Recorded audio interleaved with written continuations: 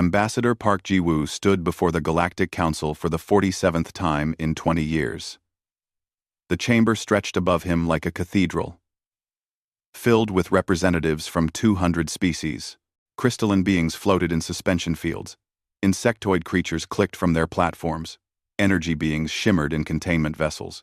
And all of them looked at Park with the same expression he had learned to recognize over 3 centuries of human diplomacy: polite disinterest. The Krell sovereignty has seized 3 human mining stations in the Outer Veil sector, Park said, keeping his voice calm and measured. These stations were operating under valid council charters. 17 human workers are missing. We request immediate council intervention and the return of our people. Councillor Vren, a being of living crystal who had led the council for 800 years, hummed with what might have been sympathy. Ambassador Park, the council recognizes your concern. However, the Krell claim these stations violated territorial boundaries established by ancient navigation rights. We recommend both parties enter meditation and seek common understanding. Park closed his eyes briefly. Meditation. Common understanding. The same words he had heard 46 times before. The same words humanity had heard for 300 years while the Krell pushed and pushed and pushed. He bowed respectfully and left the chamber. 300 years ago, humanity had reached the stars and found a galaxy teeming with life. First contact had been with the Krell sovereignty, a warrior culture that had immediately fired on the human exploration ship. 23 people died in that first encounter. Earth's response had shocked the Krell. Instead of retaliation, humanity sent ambassadors. The Galactic Council had welcomed humanity with open arms.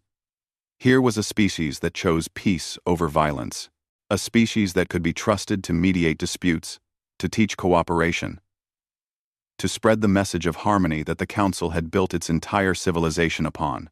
For 10,000 years, the Council had maintained peace across the galaxy by encouraging species to abandon their primitive, warlike ways. Humanity had embraced this philosophy completely.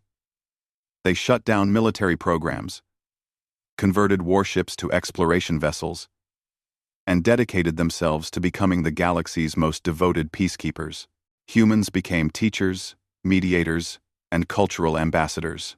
They opened museums to their violent past, showing alien children the primitive weapons of Earth's dark history as cautionary tales of what civilization must overcome. The Krell had watched all of this and learned one lesson: humans were weak. It started small. A Krell ship would accidentally fire on a human trading vessel. A human colony would find Krell hunters on their world, claiming ancient territorial rights. Human prisoners taken in these incidents would die in custody from unfortunate accidents. Each time, humanity filed complaints. Each time, the Council recommended patience and understanding. Each time, humanity swallowed their anger and tried again. Park returned to Earth's embassy, a beautiful building of glass and growing things that humans had built to show other species the beauty of their world. In his office, General Kim Soo-jin was waiting. She wore a uniform that most of the galaxy had never seen: the dark blue of Earth's combined military command. "Well?" Kim asked, though her face said she already knew the answer. "The Council recommends meditation," Park said, sinking into his chair. "The same as always." Kim stood and walked to the window, looking out at the Council's homeworld. "My soldiers train every day for a war we are forbidden to fight. We maintain weapons the Council thinks we destroyed. We practice tactics the galaxy believes we have forgotten. And for what? So we can file complaint number 47? Because we are better than our ancestors," Park said quietly. "Because we chose to evolve beyond violence. Because we believe the galaxy can change." "The Krell haven't changed in 300 years, Kim said. "They have killed 4,000 humans in incidents they call accidents. They have taken our territory piece by piece while the Council watches."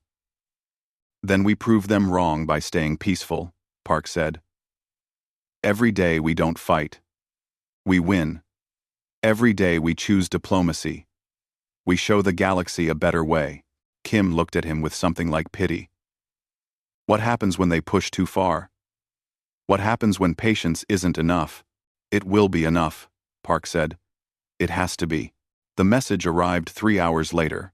Park was reviewing reports when his communication console flashed emergency priority. He opened it and felt the world stop.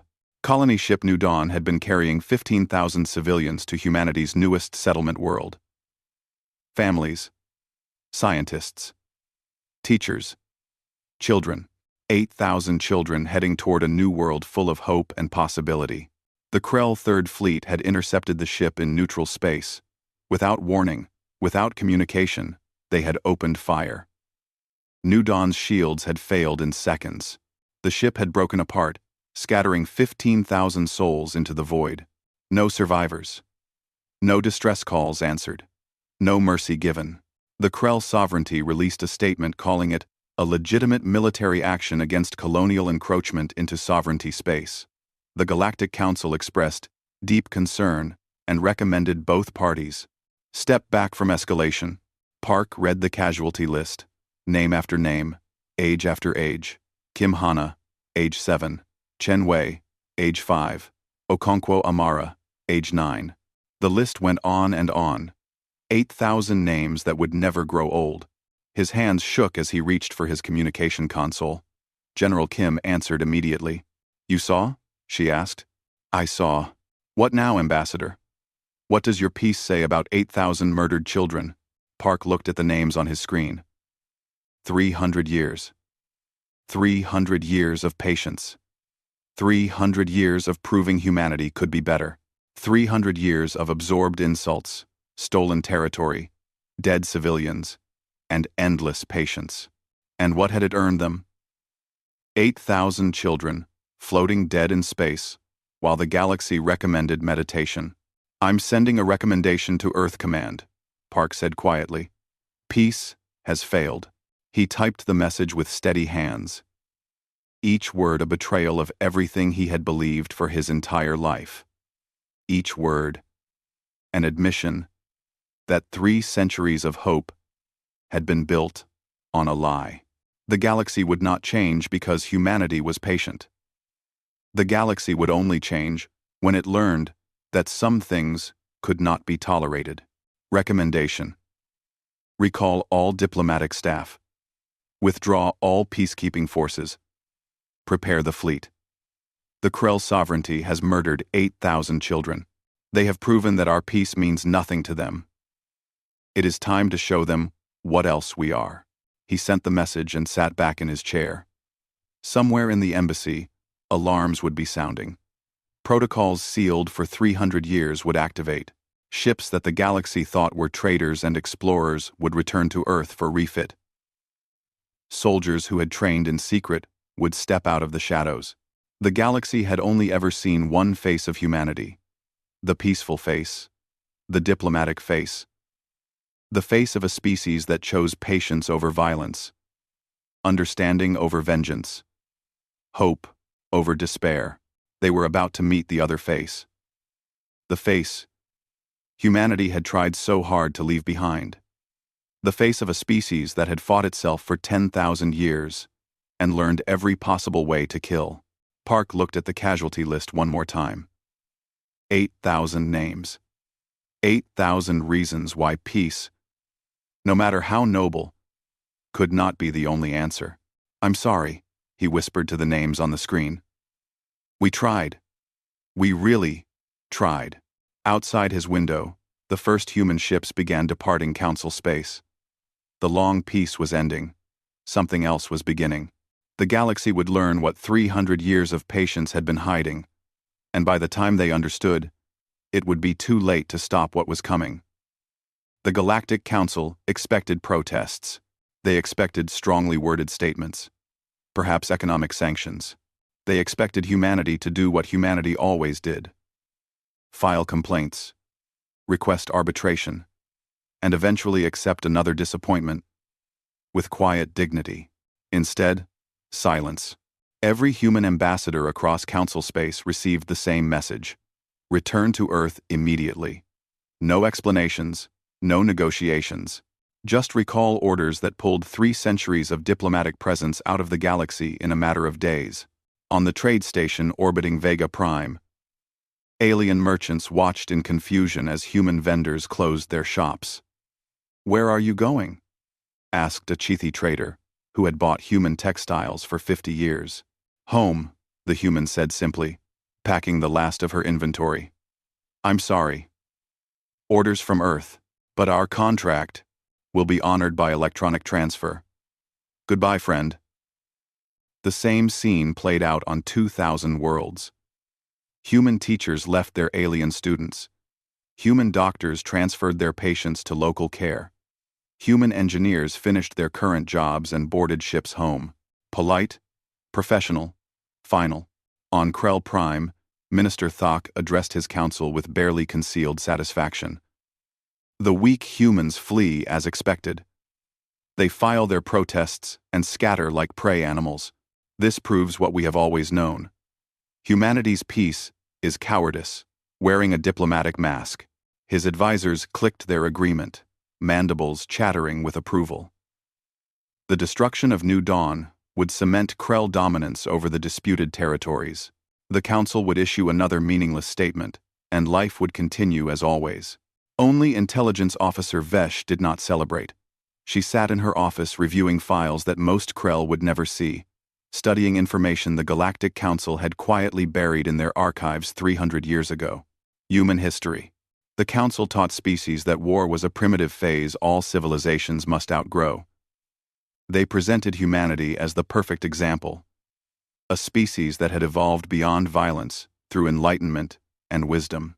What they did not share were the details of humanity's journey to that evolution. Vesh had clearance to access those details. She wished she didn't. Earth's history was written in blood. Humans had fought each other for 10,000 years with creativity and determination that made the Krell's warrior culture look like children playing with toys. They had invented weapons the Krell could barely imagine. Biological warfare that could kill billions. Nuclear weapons that could crack planets. Tactics and strategies refined through centuries of constant conflict. And they had used all of it. Against each other. Repeatedly. The file included footage from something humans called the World Wars. Vesh watched cities burning, machines of war rolling across continents. Weapons that killed from the sky. The Krell prided themselves on honorable combat. These humans had turned killing into industrial efficiency. Then one day, they just stopped. Not because they forgot how. Not because they lost the capability. They simply looked at what they had become and chose something different. They locked their weapons away, converted their military machines to peaceful purposes, and reached for the stars, determined to be better. Vesh tried to explain this to Minister Thok, but he dismissed her concerns with an annoyed wave. Ancient history from a primitive species. They have been peaceful for 300 years because they lack the strength for anything else. Stop worrying about human fairy tales. Across human space, something awakened. Museums that had stood for 3 centuries opened sealed sections. Behind locked doors, exhibits that human children never saw contained artifacts from Earth's warrior past. Tanks and fighters and ships designed for one purpose: killing efficiently. These exhibits had been maintained perfectly, cleaned and preserved like holy relics of a religion humanity had abandoned but refused to forget. Now those doors opened. Military historians entered with purpose instead of shame.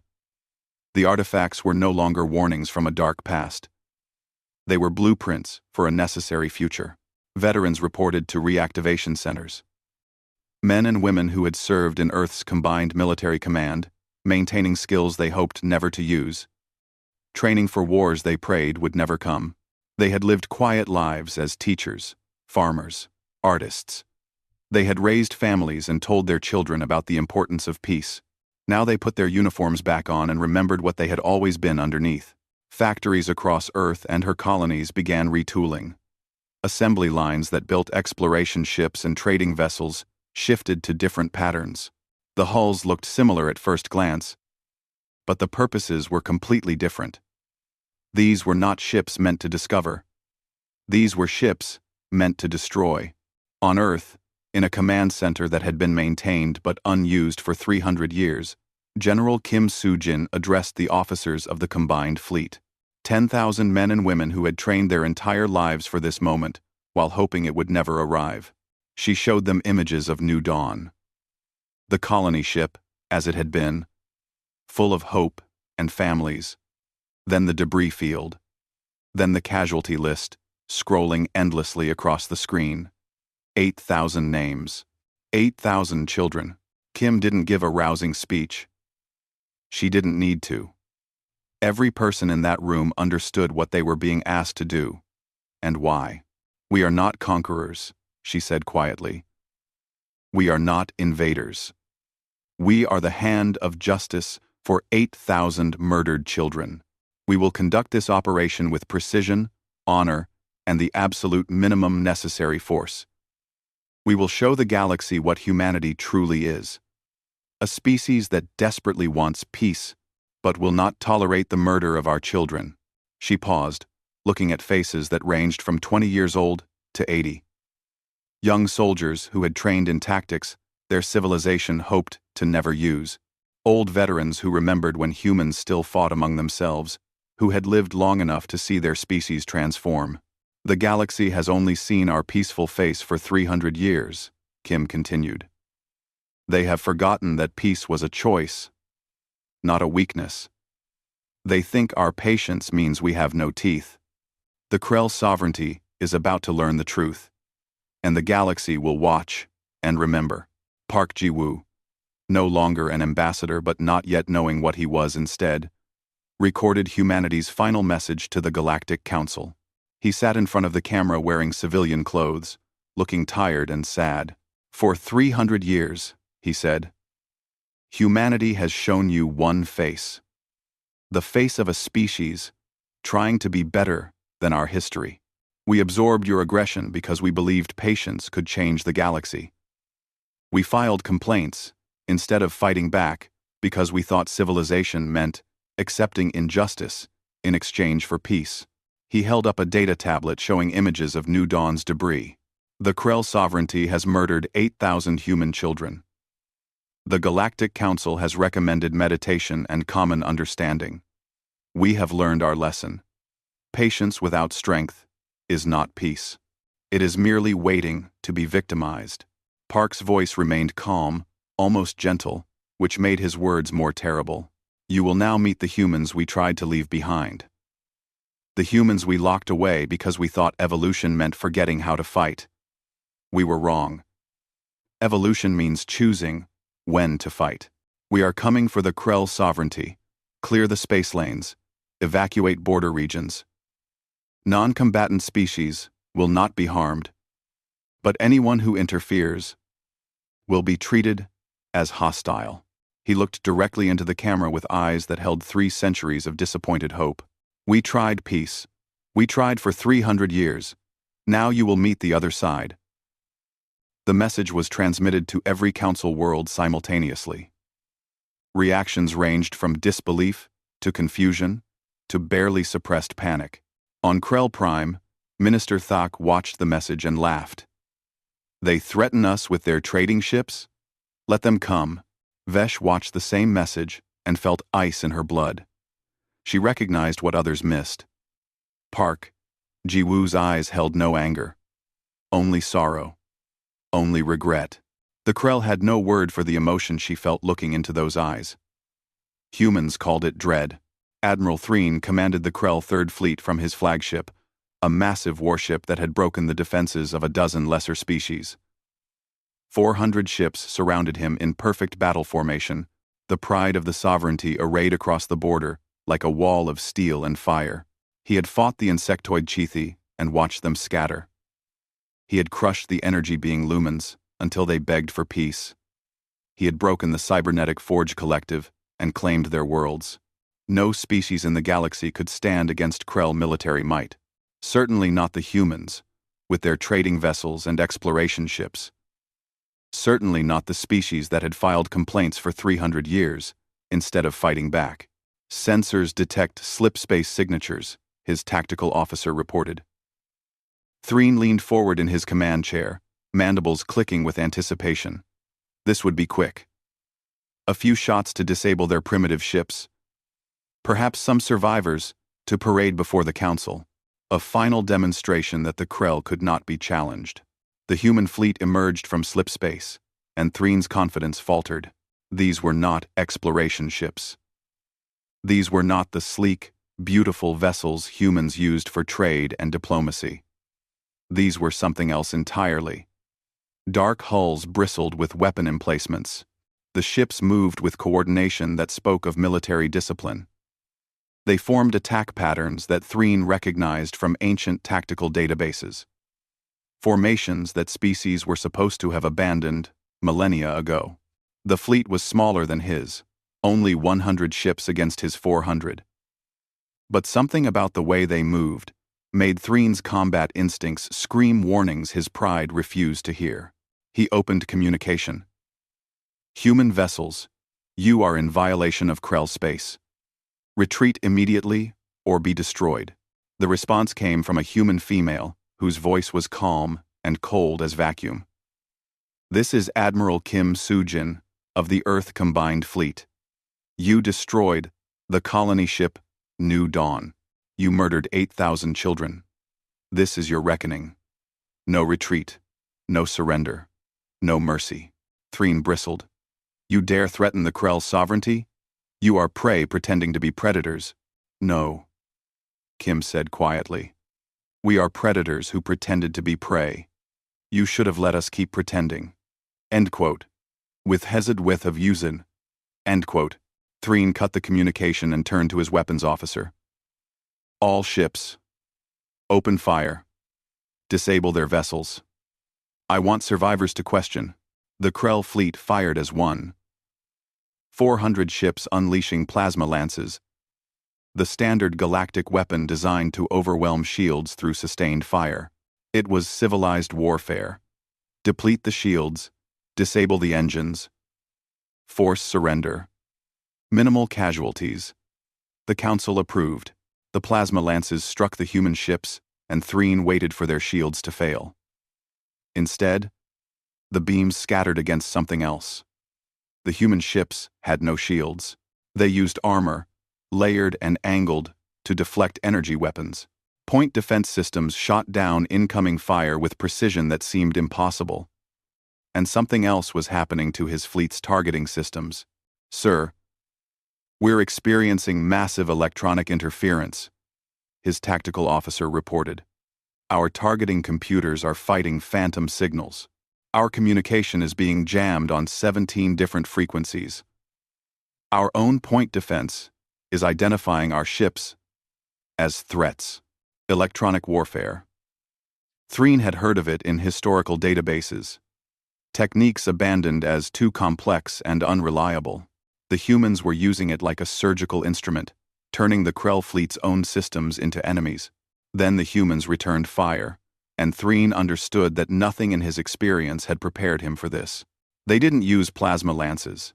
They used kinetic weapons, massive projectiles moving at relativistic speeds. Simple physics turned into unstoppable destruction. A Krell battleship's shields could stop energy weapons for minutes. They stopped a relativistic kill vehicle for exactly as long as it took the projectile to pass through them. No time at all. 3 of his ships simply ceased to exist, torn apart by impacts that released more energy than most species' strategic weapons. Then came the missiles. Not the slow, tracked projectiles the galaxy used for long-range combat. These were fast, maneuverable, packed with nuclear warheads that the Council had banned as excessive force 10,000 years ago. The humans had never signed those treaties. The humans had never stopped building these weapons. Threen's fleet began dying. It wasn't combat as he knew it. There were no honorable ship-to-ship duels, no careful maneuvering for position. The humans fought like they were exterminating vermin. Efficient, clinical, absolutely devastating. All ships, evasive maneuvers, return fire, Threen commanded, but his fleet was chaos. The electronic warfare had them shooting at each other. The kinetic weapons were too fast to track. The missiles came in swarms that overwhelmed point defense.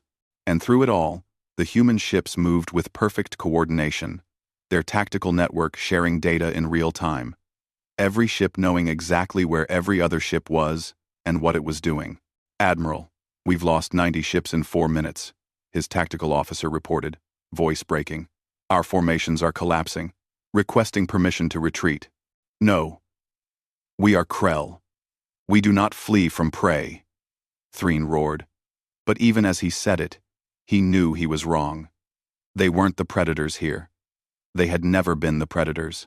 Another wave of missiles hit his fleet. These ones didn't have nuclear warheads. They had something worse. Nuclear-pumped lasers.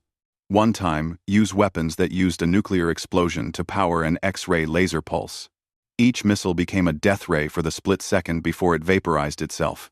15 more Krell ships died in an instant. "Admiral, the flagship is being targeted." Threen looked at his tactical display and saw 3 human destroyers breaking from formation, moving toward his position with clear intent. They weren't trying to disable his ship. They were coming to kill him. "All escorts, protect the flagship," he commanded, but half his escorts were already debris. The human destroyers opened fire. Kinetic weapons tore through his escorts like they were made of paper. Missiles followed, and then something new. Directed energy weapons that weren't plasma lances. These were lasers. Coherent beams of light that cut through armor like it wasn't there. Threen's flagship shuddered under impacts. His shields failed. His armor began to breach. Around him, his crew fought desperately. But they were losing. They had always been losing. This had been over before it started. "All ships, retreat! Emergency slipspace jump!" Threen finally ordered, his pride drowning in the reality of annihilation. Of the 400 ships that had started the battle, 73 made it to slipspace. The rest became debris scattered across Krell border space. The battle had lasted 17 minutes. In the Galactic Council chambers, representatives from 200 species watched the sensor recordings in absolute silence. They had seen warfare before. Civilized warfare. Controlled warfare. Wars fought according to rules that minimized casualties and destruction. They had never seen this. Counselor Vren, 800 years old, and leader of galactic civilization, felt something she had not experienced in centuries. Fear. "What have we done?" she whispered. "We thought their peace meant they were weak. We thought they had evolved beyond violence. They didn't evolve beyond it. They mastered it, and chose to put it away." The council chamber erupted in panic. Species that had occasionally pushed against human borders suddenly recalled every ship. The Chithi Hive Queens published formal apologies for historical misunderstandings. The Forge Collective sent gifts and offers of friendship. Everyone understood the same truth simultaneously. Humanity's 300 years of patience hadn't been weakness. It had been mercy. On Earth, Park Ji-woo watched the battle recordings in his apartment. He saw the Krell fleet broken. He saw the human ships moving through the debris like sharks through a school of fish. He saw everything he had spent his life trying to prevent. General Kim contacted him. "The Krell Third Fleet has been neutralized. We're proceeding to their colony worlds. We'll broadcast evacuation warnings, wait for civilians to leave, then destroy their military infrastructure. No civilian casualties if they cooperate." "And if they don't?" Park asked. "We'll wait longer," Kim said. "We're not becoming monsters, Ji-woo. We're delivering justice." "There's a difference." Park looked at the debris field where 400 ships had been. "Is there? Can you see the difference from inside all that destruction?" "I have to believe we can," Kim said. "Because if we can't, then the Krell were right about us all along." The human fleet moved deeper into Krell space. Behind them, the galaxy watched and learned. The age of testing humanity's patience had ended. Something new had begun. And everyone wondered, could the humans put this power away again? Or had 300 years of peace just been a brief intermission in humanity's true nature? Only time would tell. The Krell sovereignty was dying, and the galaxy watched every moment, not dying through conquest. The humans didn't occupy territory or claim worlds. They simply moved through Krell space like surgeons removing a cancer, cutting away every piece of military infrastructure with precision that bordered on artistic. Every shipyard received the same message. You have 6 hours to evacuate all personnel. After that, this facility will be destroyed. We will not target civilians. We will not pursue fleeing ships. But the military capability of this installation will cease to exist. And humanity kept its word. 6 hours. Not 5 hours and 59 minutes. 6 full hours. With human ships maintaining position, while Krell workers and families fled. Then, exactly on schedule, the installation would be reduced to expanding clouds of debris. Krell 4th Fleet tried to defend a major construction yard. Admiral Kim broadcast her warning, as always. The Krell admiral responded with threats and opened fire. The human fleet destroyed 90% of the Krell ships in 12 minutes, then held position while the remaining 10% retreated. Then they waited the full 6 hours for civilian evacuation before destroying the shipyard. Why? Asked a junior officer on Kim's flagship. Why wait? Why give them time to prepare defenses? Why let any of their ships escape? Kim looked at the young woman with tired eyes. Because we're not murderers. We're delivering justice, not vengeance. The Krell military murdered 8,000 children. We're destroying the Krell military. Every civilian we protect, every unnecessary death we avoid, proves the difference. But the distinction offered little comfort to Kim when she was alone in her quarters at night, reviewing casualty reports. Krell military casualties climbed into the hundreds of thousands. Yes, they were combatants. Yes, they had chosen to fight, but they were still lives ending, because humanity had finally stopped being patient. On Earth, the cost of unleashing 300 years of suppressed military capability became clear in ways the casualty reports didn't show. Park Ji-woo visited a military hospital where human soldiers were being treated. Not for physical wounds from combat, but for psychological trauma from what they were being asked to do. Corporal Lee Min-ji sat in a therapy session, her hands shaking slightly as she talked. I destroyed a Krell carrier yesterday, she said quietly. 3,000 enemy combatants. I'm good at this, Ambassador. I ran the targeting calculations perfectly. I executed the attack flawlessly. My commander commended my efficiency.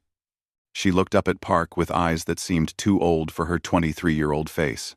That's what terrifies me. We trained for this our whole lives, like it was theoretical. Like studying ancient history. But it's not theoretical anymore, and I'm really good at killing. What does that make me? Park had no answer. He visited dozens of soldiers that day, and they all told similar stories.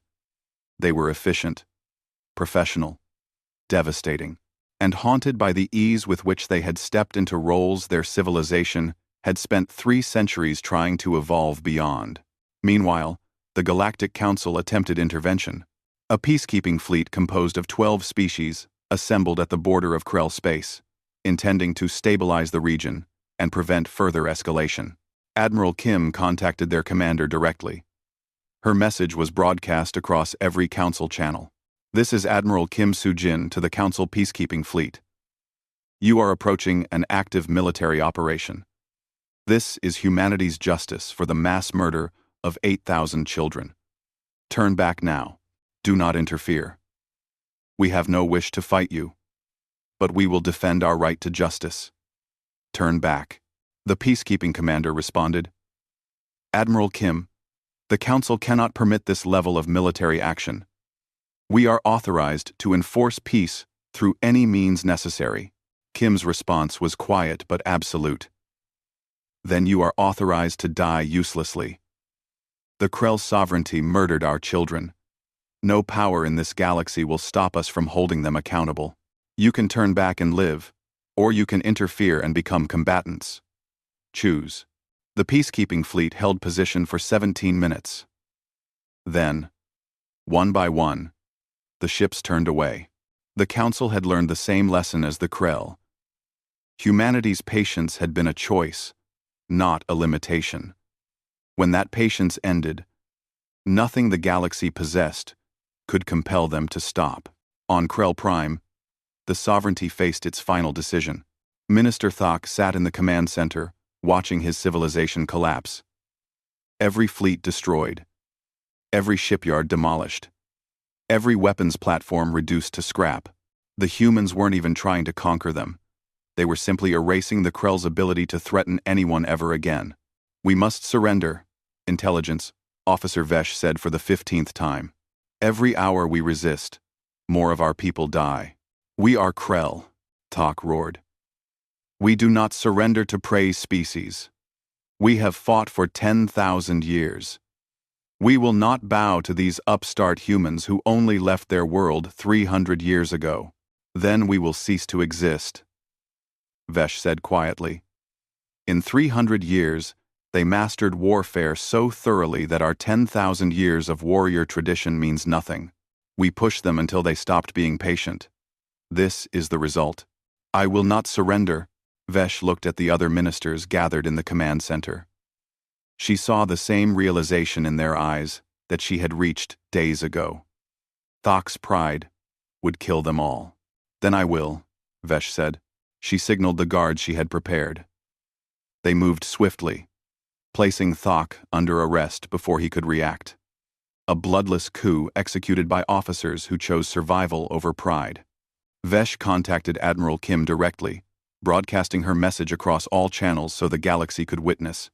"Admiral Kim, this is Premier Vesh of the Krell Sovereignty. Minister Thok has been removed from power.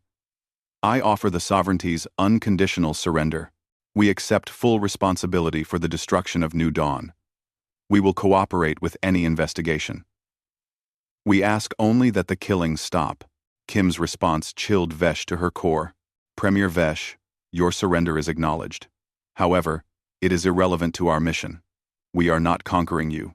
We are not accepting your government's authority to negotiate.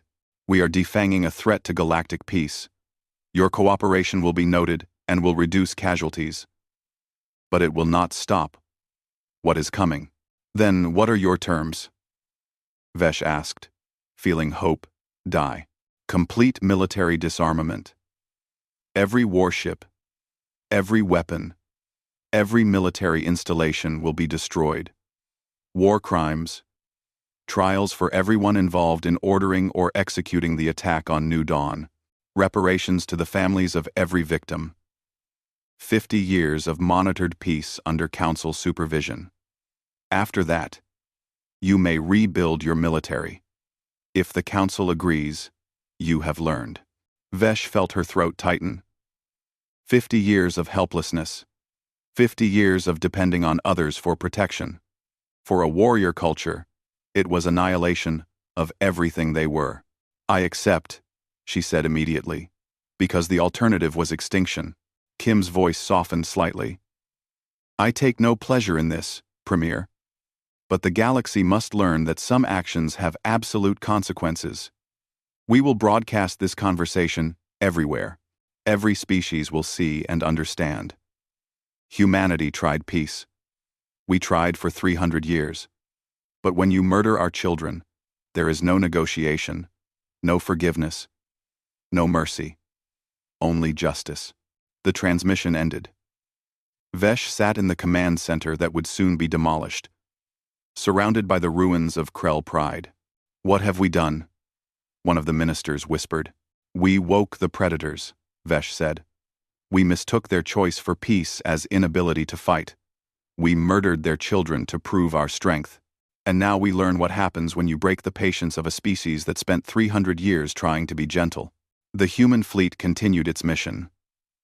One by one, every Krell military installation was destroyed. True to their word, civilian casualties were minimal. The humans waited for evacuations. They gave warnings. They showed mercy to non-combatants. But the Krell military ceased to exist. When it was finally over, when the last shipyard had been demolished, and the last fleet had been scattered, Admiral Kim addressed the galaxy one final time. This is Admiral Kim Sujin. The Krell sovereignty's military capability has been neutralized. War crimes trials will proceed under Council supervision. We are broadcasting this message to every species. Humanity tried peace. We tried for 300 years. We showed you patience, diplomacy, and restraint. But understand this clearly. We were not weak. We were choosing to be gentle. If you force us to choose between peace and justice for murdered children, we will choose justice every single time. We don't want to be warriors, but we remember how. Remember that. The message spread across the galaxy, and everyone did remember. The question that haunted Park Ji-woo as he watched from Earth was simpler. Could humanity remember how to put this power away again? Or had 300 years of peace been just a dream, now ended forever? 6 months after the war ended, the galaxy had learned to be very polite to humans. The Krell sovereignty existed as a provisional government under Galactic Council oversight. War crimes trials proceeded in public courts where former military commanders faced justice for the destruction of New Dawn.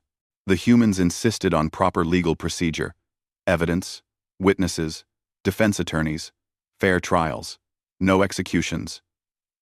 Just justice, delivered with the same precision they had applied to warfare.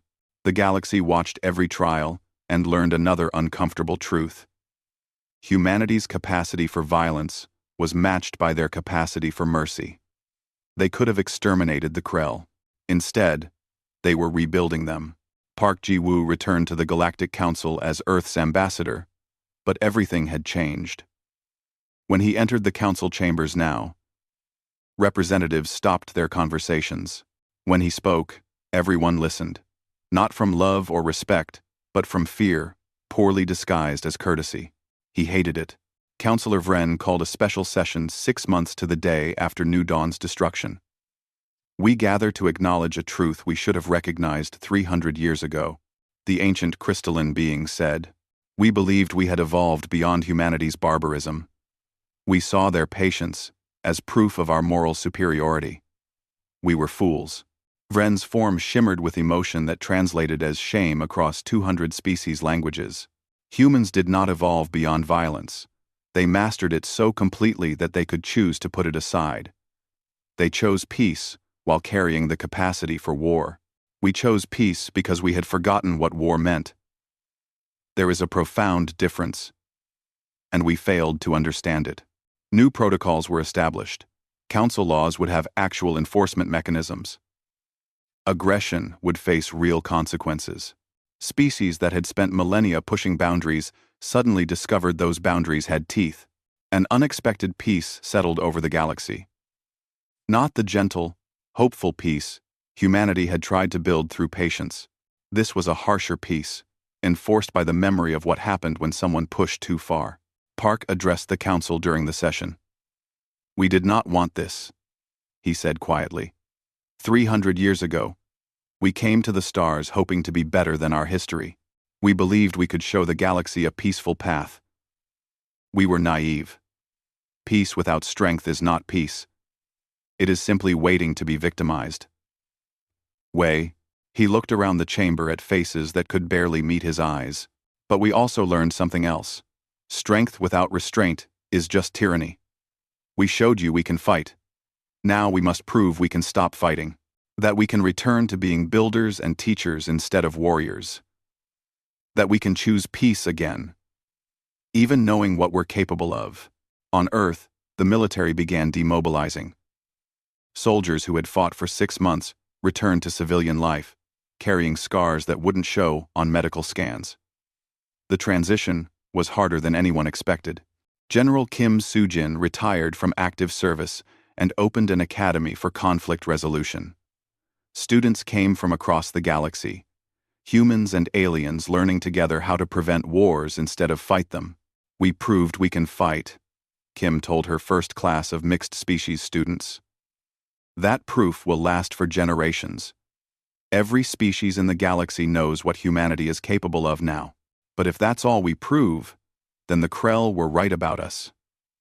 We need to show the galaxy something more difficult. That we can carry this power and still choose peace.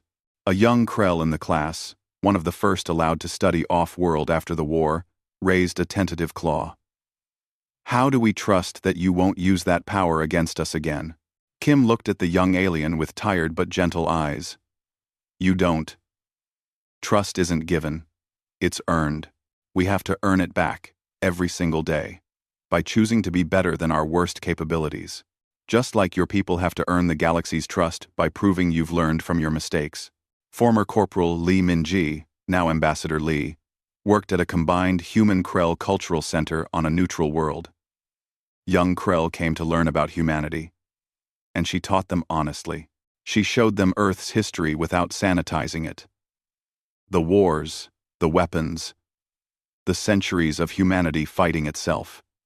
But she also showed them the art, the music, the philosophy, the slow, painful journey from warriors to peacekeepers. We're not naturally peaceful, she explained to a class of young Krell students who watched her with wary respect. We work at it every single day. That's what makes it meaningful. Anyone can be peaceful when they're weak. Choosing peace when you're strong, that's the real test. But you stopped being peaceful, one student said. When we killed your children, you became warriors again, Lee nodded slowly. Yes, because peace doesn't mean accepting injustice. It means preferring negotiation to violence, patience to revenge, understanding to hatred. But when someone murders 8,000 children, there's no negotiation possible. There's only justice. She looked at the young Krell seriously. The lesson isn't that we'll always choose peace. The lesson is that we'll always choose it first. We'll try every other option. We'll be patient far longer than is reasonable. But if you mistake that patience for weakness, if you push until you leave us no choice, we will do what's necessary. And then we'll stop and try to build peace again. On Krell Prime, Premier Vesh led the reconstruction of her civilization. It was brutally difficult. The warrior culture that had defined the Krell for 10,000 years had led them to near extinction. Changing that meant changing everything. She implemented radical reforms, teaching young Krell about other species as equals instead of prey. Dismantling the supremacy doctrine that had driven Krell expansion. Building an economy based on cooperation instead of conquest. Many resisted. Some actively rebelled. But Vesh persisted, because she had seen the alternative. She had watched her civilization broken by a species they had dismissed as weak. She would not let that mistake be repeated. She met with Park Ji-woo privately during one of his diplomatic visits. They sat in a garden that Krell workers were building as a memorial to New Dawn's victims. How do you do it? Vesh asked quietly. Carry that capacity for violence, but choose peace every day? Park considered the question carefully. We remember what we were. We teach our children the full truth of our history. Every war, every atrocity, every time we failed to be better. Not to glorify it, but to understand it. And then we choose, every single day, to be something different. And when it's hard, we remember why we made the choice in the first place, Park said. We look at what we built in 300 years of peace versus what we destroyed in 6 months of war. We remember the children on New Dawn, both because they deserved justice and because protecting children is why we want peace, not avenging them. Vesh was quiet for a long moment. I envy you, she finally said. Don't envy us, Park said softly. We're still learning. Every day we wake up and have to choose again. Some days are easier than others, and we live in fear of what happens if we ever stop choosing correctly.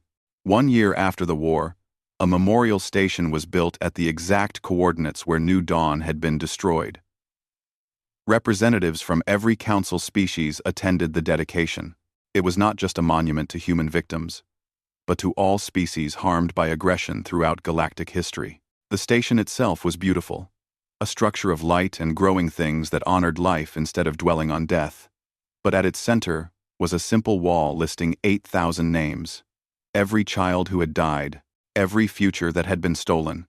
Admiral Kim, Ambassador Park, Premier Vesh, and Ambassador Lee stood together at the unveiling. An unlikely group united by shared tragedy and painful growth. Kim read the inscription they had written together.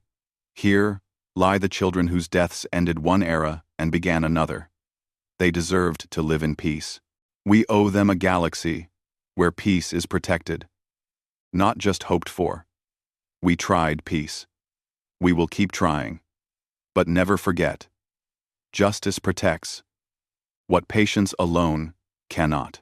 Park addressed the assembled representatives, his voice carrying across communication channels to billions watching across the galaxy. We showed you two sides of humanity. We prefer the first. The builders, teachers, peacekeepers. The side that tries to be better than our history. But the second side is always there, and always will be. Not as a threat, but as a promise. We will protect the peace we believe in. He paused, looking at the wall of names. We hope never to fight again. We will try every possible alternative. We will be patient beyond reason. We will negotiate when others would attack. We will choose peace first, second, and third. But if you mistake our preference for peace as inability to fight, you will learn what the Krell learned. We tried peace. It is still our first choice. It will always be our first choice. Pray it never needs to be our last. The dedication ended in silence. No cheers, no celebration. Just quiet understanding spreading across the galaxy.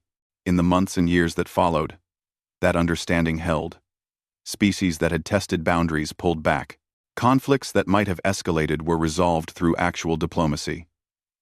The Council's enforcement mechanisms, backed by the implicit threat of what happened when they failed, actually worked. Humanity returned to building, teaching, mediating. They reopened cultural centers. They sent ambassadors and peacekeepers. They shared technology and art and philosophy. But now, when they spoke about peace, everyone listened. Not just because they were feared, but because the galaxy finally understood what humanity had been trying to teach them all along. True peace isn't the absence of the capacity for war. It's the choice to build despite that capacity. The humans had tried peace. They were still trying. They would keep trying for as long as patience remained possible. And the galaxy, remembering what happened when patience ended, worked very hard to make sure it never ended again. Park Ji-woo stood at the memorial station months after the dedication, alone with his thoughts. He looked at the 8,000 names and whispered, "We tried to show them a better way. I'm sorry it took your deaths for them to listen. I hope the peace you brought with your sacrifice lasts longer than the peace we tried to build with our patience." The stars shone through the station's transparent walls, cold and distant and beautiful. Humanity had reached them 300 years ago, hoping to be better. They had stumbled, fallen, and shown the worst of themselves. Now they were trying again, choosing peace again, building again. Not because it was easy. Not because it was guaranteed to work. But because it was who they wanted to be. The humans tried peace. They were still trying.